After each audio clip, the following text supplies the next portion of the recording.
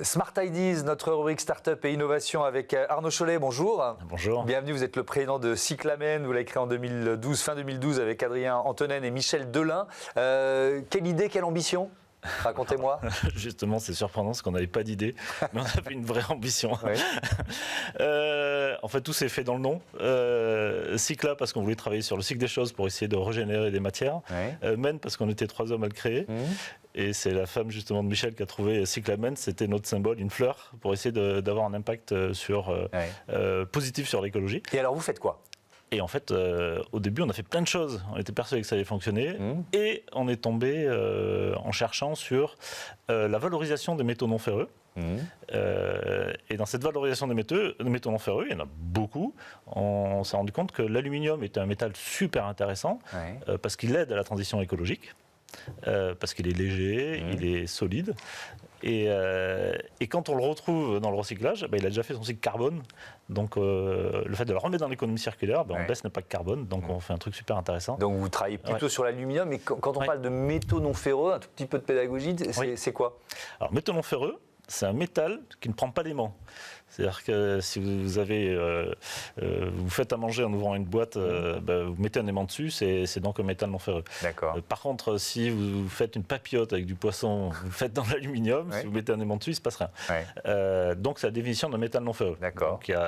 Donc un métal non ferreux, pour le retrouver, un aimant ne permet pas de le retrouver. Par contre, il y a d'autres technologies pour le retrouver.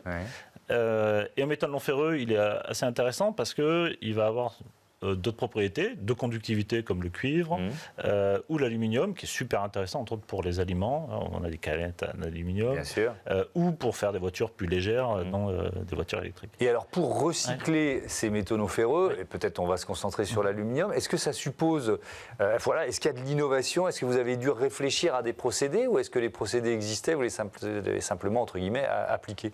Alors nous, notre grand truc, c'est qu'on a pris des mélanges de métaux non ferreux qui venaient de ce qu'on appelle les cendres d'incinération des déchets ménagers. Donc ça veut dire que le matin, quand vous ouvrez votre yaourt et un opercule là, avec un peu d'aluminium, si vous le jetez dans la poubelle grise, tout ça, ça va être incinéré, parce qu'il y a plein de choses qui sont des dérivés pétroliers, du plastique, etc.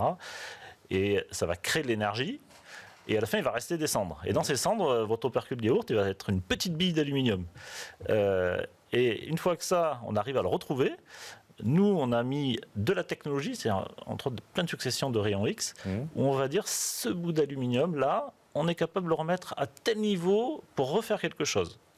Ça veut dire que notre job, il est d'identifier en fait exactement les alliages aluminium, pour dire on va le remettre tout en haut, ce qui s'appelle vraiment le recyclage, pour refaire quelque chose. Et ça, on le refait pour fournir une industrie. Donc on devient un premier maillon de la réindustrialisation française. Mais ça veut dire que vous recréez de l'aluminium qui va être utilisé comme l'aluminium initial d'une certaine façon par l'industrie ? Exactement, c'est ça qui est fou.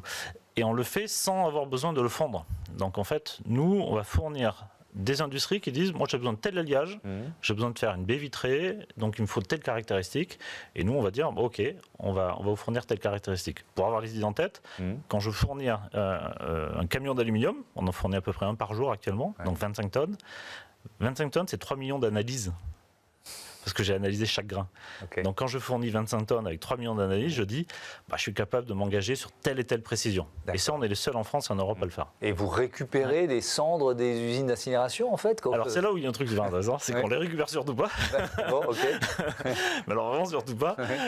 Dans les cendres d'incinération, il y a entre 1 et 2% de métaux non ferreux purs qui sont laissés là-dedans, donc c'est vraiment pas grand-chose.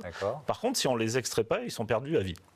Alors c'est dommage, ça a une valeur écologique et financière, donc il faut trouver un moyen pour les récupérer. Alors les très grands centres ont investi, mais il y a des centres intermédiaires où il n'y a pas de modèle à investir. Et nous en fait on a investi nous-mêmes dans des installations mobiles. Une espèce d'usine mobile, d'accord, où là on fait l'inverse. Alors on apporte de la techno, on se met à côté des cendres, on passe les cendres dans nos installations mobiles pour en extraire les métaux non ferreux, qui après vont venir dans notre usine qui est en Moselle, où là on va faire ce cycle pour remettre des métaux non ferreux dans l'économie circulaire. Et alors vous avez été classé le mois dernier parmi les 500 entreprises françaises en plus forte expansion, 48e place, bravo, merci. Félicitations. Alors c'est certainement vos qualités. Est-ce que vous êtes aussi porté par un marché mondial du recyclage qui est en forte croissance ? Alors, le marché est en croissance, c'est une évidence.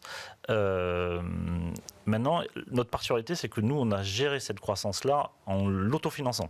C'est-à-dire qu'on fait partie des gens c'est le principe de l'innovation, vous avez développé quelque chose, vous pouvez capter un marché parce que vous avez innové. Oui. Ça veut dire quoi ? Ça veut dire que nous, enfin, c'est le débat de fond. Si on a fait quelque chose, c'est cet aluminium, de le remettre dans l'économie circulaire, vous avez un vrai impact à le faire. Donc l'innovation permet de le faire, et on est aussi dans le capitalisme, il faut le faire en gagnant de l'argent. Et donc on a réussi à mixer les deux, ça c'est pas commun. Merci beaucoup Arnaud Chollet, bon vent à Cyclamen. Merci, c'est la fin de ce numéro de Smart Impact. Merci à toutes et à tous de votre fidélité à la chaîne des audacieuses et des audacieux. Salut.